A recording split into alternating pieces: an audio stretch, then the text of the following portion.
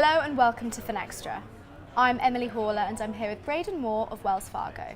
And we're at Money 2020-2016 in Las Vegas. Thank you very much for joining me. Oh, it's a pleasure. Thanks for having me.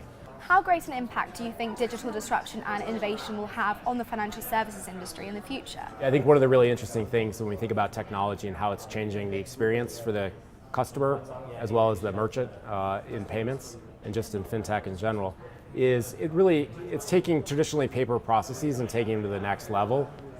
New technology is now allowing people to break down that process, componentize it, re-aggregate it in new and interesting ways. So we're really excited about all of the innovation that's coming forward, and we're leaning into it and trying to figure out how we can take advantage of that and bring it home to our customers.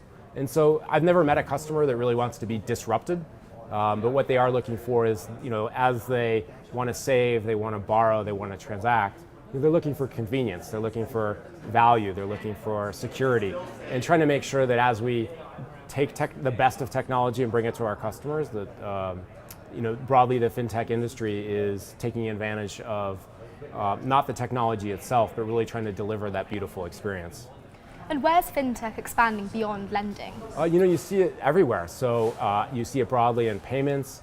You obviously see it in lending, but you also see it in some deposit and investing products. Obviously, you're hearing a lot about robo-investing. That's something that's in the news quite a bit right now and helping people make good investment decisions. Payments, there's a lot of exciting things going on.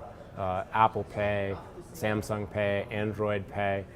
In Wells Fargo, we have Wells Fargo Pay in Android. But all of these capabilities that are really making it easier for customers to transact and make payments. Because at the end of the day, nobody really sets out, other than people in fintech, to think about payments. They want to buy an experience, they want to buy a product. And both from the merchant and the consumer perspective, they just want it to be easy and effective, and kind of get their value from it and move on.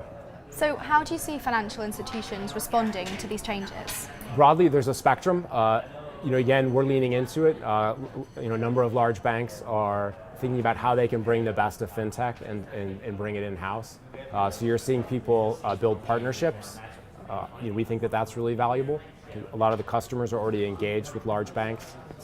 Technology companies are bringing in new and interesting ideas. So a lot of opportunities for partnership. You're seeing some acquisitions, and you're seeing some banks, and you're seeing some fintechs go it alone.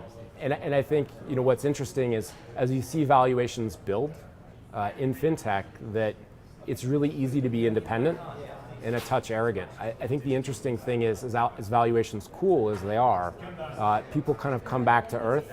Realize that they've got to have customers, they have to make these commitments, and trying to work together as partners is something that I think we're really starting to see in this kind of era and where we are in the overall an investment curve for fintech. And so I think it's actually a really exciting time, because this is the time when things actually change for consumers and for merchants.